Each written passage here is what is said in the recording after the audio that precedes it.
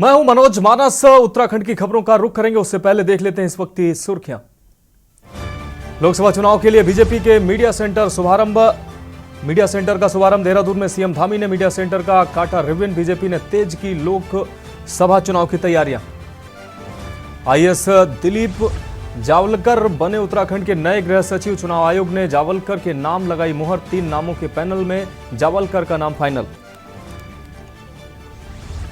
काशीपुर में आदर्श आचार संहिता सख्ती से पालन जारी। शहर में लगे पोस्टर बैनर हटाने का काम तेज। प्रशासनिक अधिकारी हुए सख्त। विकास नगर में लोकसभा चुनाव का बहिष्कार। सहसपुर विधानसभा के मिश्राज पट्टी गांव के ग्रामीण विरोध में उतरे। मूलभूत सुविधाएं नहीं मिलने से नाराज। मंगलौर में अनिश्चितकालीन धरने पर बैठे किसान। बिजली कटौती और बढ़े हुए बिल से परेशान विद्युत विभाग के अफसरों पर फूटा गुस्सा। उधम सिंह नगर में सिकंजे में नशे के सौदागर। 1 किलो से ज्यादा चरस के साथ तस्कर गिरफ्तार। थाना पुलिस और एसओजी की संयुक्त कार्रवाई। आप देख रहे हैं के न्यूज, खबरों का सारथी। और अब खबर विस्तार से। देहरादून से खबर है, आपको बता दें आईएएस दिलीप जावलकर नए गृह सचिव बनाए गए हैं। चुनाव आयोग ने जावलकर के नाम मुहर लगाई है। 3 नामों के पैनल में जावलकर का नाम फाइनल किया गया है। आईएएस दिलीप जावलकर नए गृह सचिव बने हैं, तो उत्तराखंड को नया गृह सचिव मिला है। चुनाव आयोग ने मौजूदा गृह सचिव को हटाया था, इसके बाद अब आईएएस दिलीप जावलकर को नया गृह सचिव बनाया गया है। चुनाव आयोग ने जावलकर के नाम पर मुहर लगाई है। 3 नामों का पैनल, जिसमें से जावलकर का नाम फाइनल किया गया है। तो उत्तराखंड को नया गृह सचिव मिला। आईएएस दिलीप जावलकर बने हैं उत्तराखंड के नए गृह सचिव। आपको बता दें चुनाव आयोग ने 6 राज्यों के गृह सचिवों को हटाया था। अब उत्तराखंड को नया गृह सचिव मिला आईएएस दिलीप। आपको बता दें चुनाव आयोग ने जावलकर के नाम मुहर लगाई है। 3 नामों के पैनल में जावलकर का नाम फाइनल हुआ है। आईएएस दिलीप जावलकर बने हैं उत्तराखंड के नए गृह सचिव। तो देहरादून से इस वक्त की अहम खबर आपको दिखा रहे हैं। आईएएस दिलीप जावलकर नए गृह सचिव बने हैं उत्तराखंड के। चुनाव आयोग ने जावलकर के नाम पर मुहर लगाई है। 3 नामों के पैनल में जावलकर का नाम फाइनल किया गया है। चुनाव आयोग ने 6 राज्यों के गृह सचिवों को हटाया था, उसके बाद अब चुनाव आयोग ने उत्तराखंड के गृह सचिव की नियुक्ति की है। आईएएस दिलीप जावलकर बने हैं उत्तराखंड के नए गृह सचिव। 3 नामों के पैनल में जावलकर का नाम फाइनल हुआ है और नए गृह सचिव बनाए गए हैं आईएएस दिलीप जावलकर।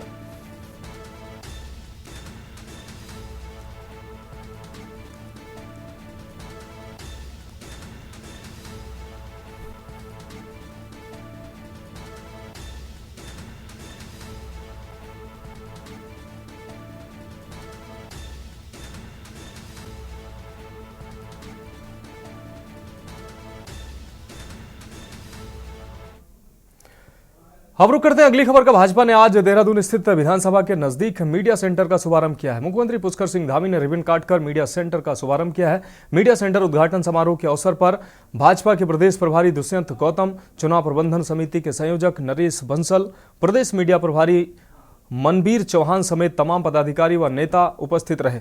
इस दौरान मुख्यमंत्री पुष्कर सिंह धामी ने कहा कि लोकसभा चुनाव को लेकर उत्तराखंड की जनता काफी उत्साहित है और इस बार भी हम 5 सीटों पर बहुमत से जीतेंगे। उन्होंने कहा कि आगामी 19 अप्रैल को उत्तराखंड की जनता पहली बड़ी बेसब्री से इस तारीख का इंतजार कर रही है, जिससे वह प्रधानमंत्री मोदी को फिर एक बार वोट देकर जिता सके।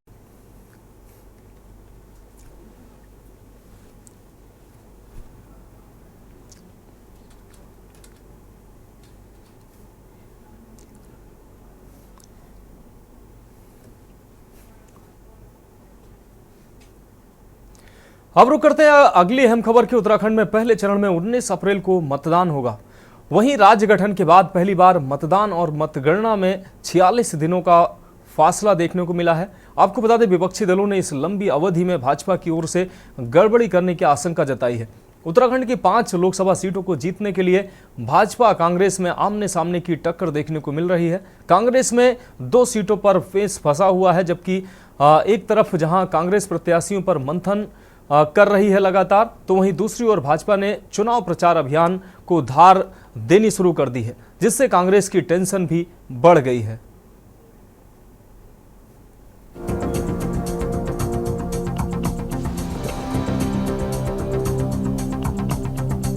देवभूमि उत्तराखंड में 19 अप्रैल को होने वाले मतदान के लिए सभी राजनीतिक दलों की तैयारियां तेज हो गई हैं। राज्य की 5 लोकसभा सीटों को जीतने के लिए भाजपा, कांग्रेस समेत तमाम राजनीतिक दलों ने एड़ी चोटी का जोर लगा दिया है। चुनावी तैयारियों में विपक्षी दलों से आगे चल रही भाजपा 400 से अधिक सीटें जीतने का दावा कर रही है। वहीं देर रात तक हुई भाजपा चुनाव प्रबंधन की बैठक में चुनाव जीतने की रणनीति पर मंथन किया गया। सभी पदाधिकारियों को जिम्मेदारी सौंप दी गई। वहीं भाजपा ने 5 लोकसभा प्रत्याशियों के नामांकन की तारीख भी घोषित कर दी है। इसके तहत 22 मार्च को अल्मोड़ा सीट, 23 मार्च को हरिद्वार, 27 मार्च को नैनीताल और टिहरी, जबकि 26 मार्च को पौड़ी प्रत्याशी नामांकन करेंगे। चुनाव से पहले उत्तराखंड के लोग हमारे देश के यशस्वी नेता, यशस्वी प्रधानमंत्री मोदी जी को समर्थन और वोट देने के लिए 19 तारीख का बहुत ही बेसब्री से इंतजार कर रहे हैं, प्रतीक्षा कर रहे हैं कि 19 तारीख का मतदान का दिवस आए और सारे लोग इसको एक उत्सव के रूप में मनाएंगे, एक त्योहार की तरह मनाएंगे। देखिए, आज हमारी चुनाव प्रबंधन टोली की बैठक थी और उस बैठक में हमने 3-4 प्रकार के कार्यक्रम तय किए। एक तो हमारे संगठनात्मक कार्यक्रम है। 6 अप्रैल को भारतीय जनता पार्टी स्थापना दिवस है, 14 अप्रैल को अम्बेडकर जी की जयंती है और 23 मार्च को माननीय हमारी सरकार के 2 वर्ष का कार्यकाल पूर्ण हो रहा है। उन कार्यक्रम की रचना हम बूथ स्तर तक किस रूप में बनाते हैं, उसकी हमने चर्चा की। सभी प्रत्याशियों की नामांकन तिथि तय हो चुकी है, वो हम कल प्रेस विज्ञप्ति के माध्यम से आप तक पहुंचाएंगे। माननीय मुख्यमंत्री सभी प्रत्याशियों के नामांकन में उपस्थित रहेंगे।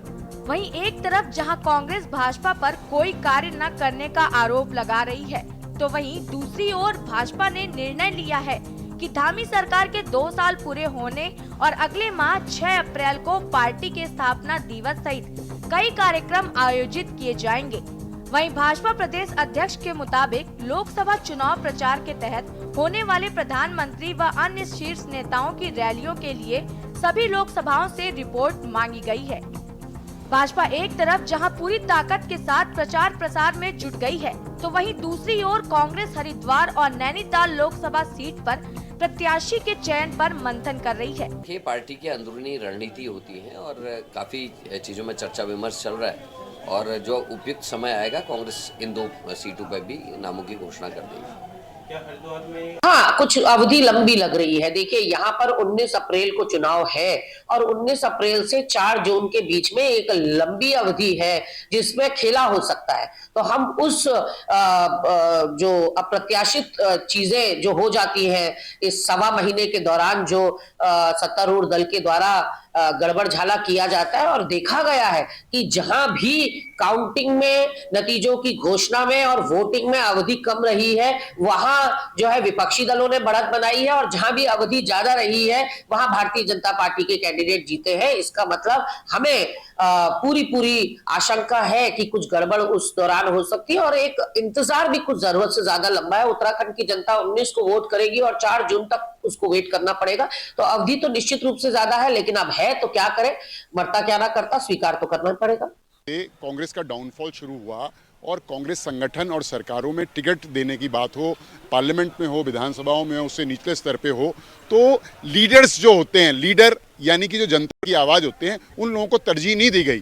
तो खोखले होते चले गए। सब सिफारिशी, पूंजीपति, जुगाड़ू, करप्ट, दलाल टाइप के लोग जो हैं वो कांग्रेस में पदों पर बैठे रहे। तो लड़ने का मादा नहीं है। कांग्रेस वीक होती गई, संगठन कमज़ोर होता गया।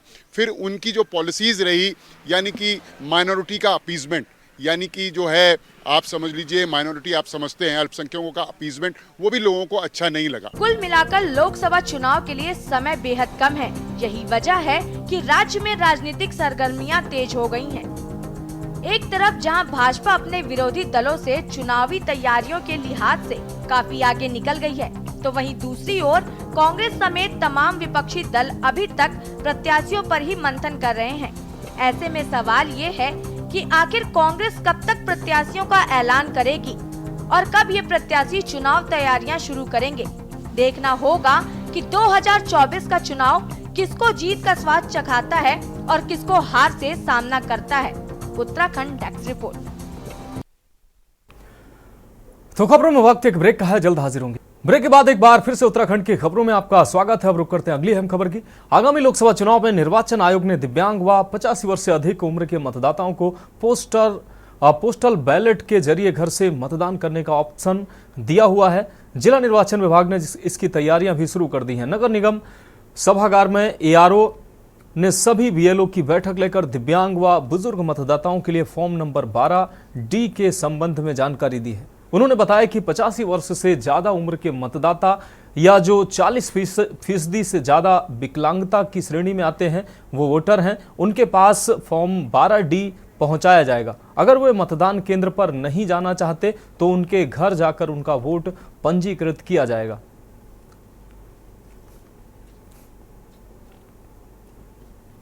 देखिए, निर्वाचन आयोग ने जो दिव्यांग मतदाता हैं और जो 85 वर्ष से अधिक आयु के मतदाता हैं, ऐसे मतदाता जो पोलिंग बूथ पर आने में असमर्थ हैं, उनको वोटर लिस्ट में हमने आइडेंटिफाई भी किया है।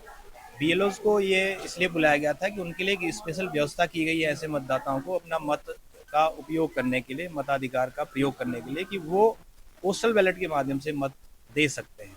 तो बीएलओज को प्री प्रिंटेड उनको फॉर्म 12D दिए जा रहे हैं, जिस पर उन मतदाताओं को आवेदन करना है और ये काम हमें 4 से 5 दिन में उनको वितरित करके ख़त्म करना है। और साथ ही ऐसे मतदाताओं से जो अक्षम हैं बूथ पे आने वाले 85 साल से अधिक और दिव्यांग मतदाता, उनसे आवेदन लेके उनको पोस्टल बैलेट जारी करना है। अब बात करते हैं अगली खबर की। देश में आम चुनाव है, ऐसे में राजनीतिक दलों के साथ ही चुनाव आयोग को भी उम्मीद है कि मत प्रतिशत बढ़े। लेकिन पहाड़ी राज्य उत्तराखंड के कई क्षेत्र ऐसे हैं जहां सिस्टम से त्रस्त जनता ने चुनाव का बहिष्कार का ऐलान कर दिया है। गांव के प्रवेश द्वार पर बैनर टांग कर वोट मांगने वाले नेताओं को गांव में आने से मना कर दिया है। आखिर क्यों ग्रामीणों को इस कदम के लिए मजबूर होना पड़ा, देखिए हमारी रिपोर्ट। आजादी के 7 दशक और पहाड़ी राज्य उत्तराखंड बनने के 2 दशक बाद भी कई ग्रामीण क्षेत्र ऐसे हैं जहां के ग्रामीण आज भी मूलभूत सुविधाओं के लिए तरस रहे हैं। ऐसा ही एक गांव है सहसपुर विधानसभा का मिसराज पट्टी गांव, जहां न तो स्वास्थ्य सेवाएं हैं और न ही एक आदर्श सड़क। खास बात यह है कि यह गांव किसी पहाड़ी क्षेत्र का दूरस्थ गांव नहीं, बल्कि सूबे की राजधानी कहे जाने वाले देहरादून से काफी सटा हुआ इलाका है, क्योंकि यहां से देहरादून की दूरी महज 20 किलोमीटर है और पहाड़ों की रानी मसूरी की दूरी महज 12 किलोमीटर है। बावजूद इसके 8 छोटे छोटे गांव की ग्राम पंचायत मिसराज पट्टी के सैकड़ों लोग रोजाना 5 से 6 किलोमीटर के इस ऊबड़ खाबड़ और पथरीले पहाड़ी मार्ग से होकर अपना सफर तय करते हैं।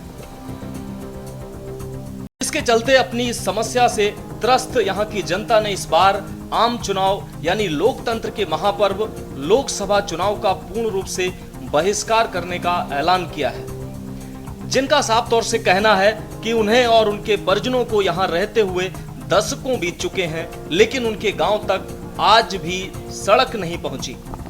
आक्रोशित इन ग्रामीणों का कहना है कि न तो यहाँ सड़क है और न ही स्वास्थ्य सेवाएं, जिस वजह से उन्हें कई तरह की समस्याएं तो झेलनी ही पड़ती हैं। साथ ही इस मार्ग से गुजरने पर जंगली जानवरों का भी डर रहता है।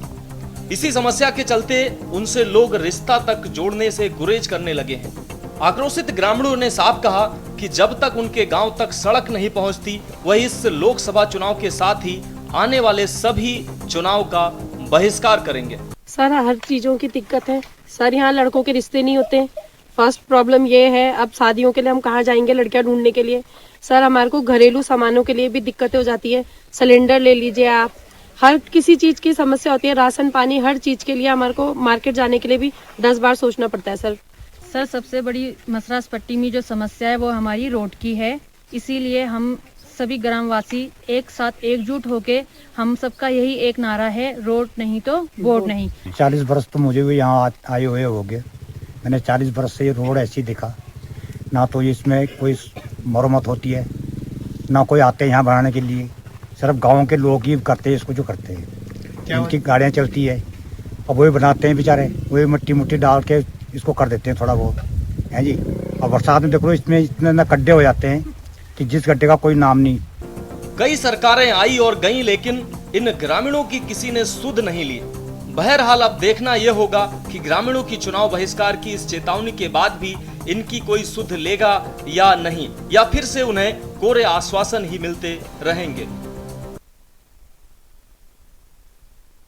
अब रुक करते हैं अगली खबर का। लोकसभा चुनाव 2024 की आदर्श आचार संहिता का राजनीतिक दलों से पालन कराने को लेकर निर्वाचन अधिकारी और उप जिलाधिकारी डोईवाला अपर्णा डोंडियाल ने बैठक की है। बैठक में भाजपा, कांग्रेस, यूकेडी, सपा, बसपा सहित तमाम दलों के प्रतिनिधियों ने प्रतिभाग किया।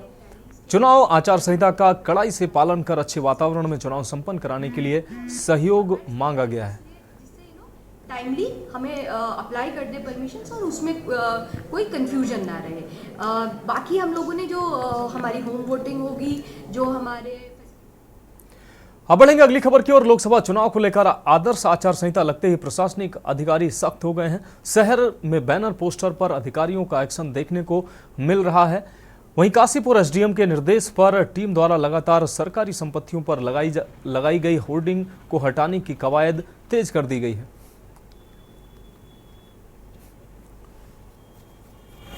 देखिए, इसमें मैं बताना चाहूँगा कि MCC model code of conduct लागू हो गया है।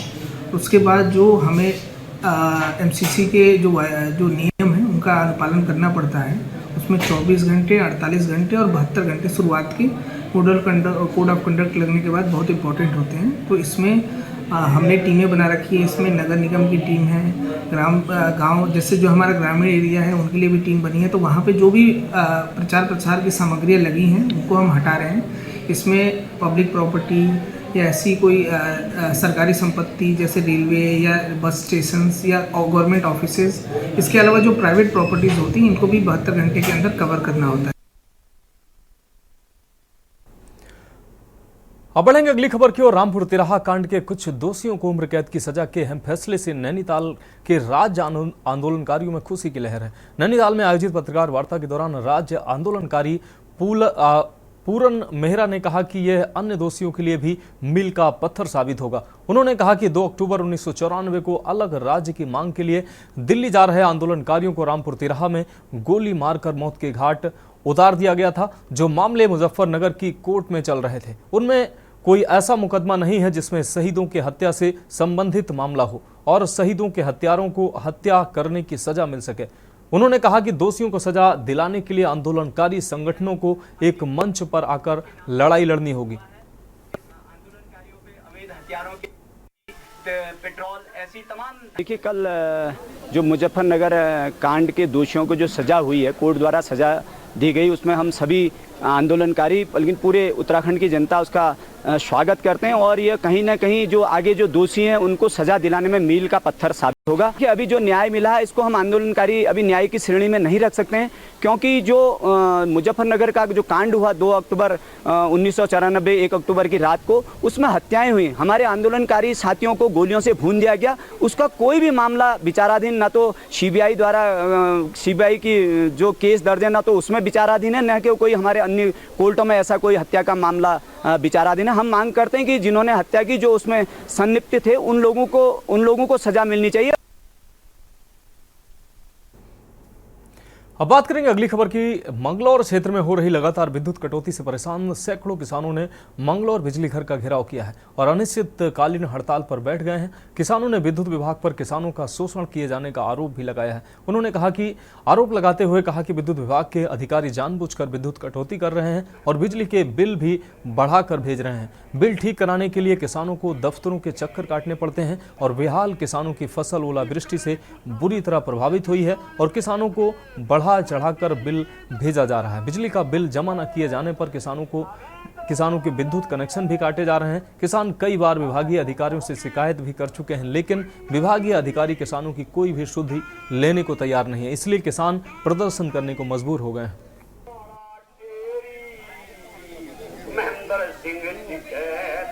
बिजली घर पर धरना दिया हमने 15 तारीख में एक नोटिस जारी कर दिया था यहाँ के 80 महोदय को, दोनों एक्शन को, ग्रामीण वाले को भी टाउन वाले को भी, क्योंकि क्षेत्र में लगातार एक तो अघोषित बिजली कटौती करी जा रही है और अवैध तरीके से छापेमारी करी जा रही और किसानों पर, मजदूरों पर, गरीब जनता पर बिल इतने बढ़ा चढ़ा कर भेजे जा रहे। अगर किसी का बिल एक महीने का 1000 का आया तो अगले महीने में वो 5000 का होगा। और ठीक कराने के लिए किसानों को, मजदूरों को चक्कर काटने पड़ रहे। हमारे पास रिकॉर्डिंग है जो वो ठीक करने के लिए उनके जो कर्मचारी में पैसे मांगते हो। तो हमने कई बार अधिकारियों को कहा, लेकिन बिजली विभाग इतना लापरवाह हो रहा है कि किसी की बात सुनने को तैयार नहीं है। अब रुक करते हैं अगली खबर का। उधम सिंह नगर जनपद के ट्रांजिट कैंप थाना पुलिस और एसओजी की संयुक्त टीम को नशे के खिलाफ सफलता हाथ लगी है। टीम ने 1.02 किलोग्राम चरस के साथ आरोपी को ऑल्टो वाहन सहित गिरफ्तार किया है, जिसकी कीमत लगभग 5 लाख रुपए बताई जा रही है। उक्त मामले का खुलासा पुलिस कार्यालय में एसपी क्राइम उधम सिंह नगर चंद्रशेखर घोड़के ने किया।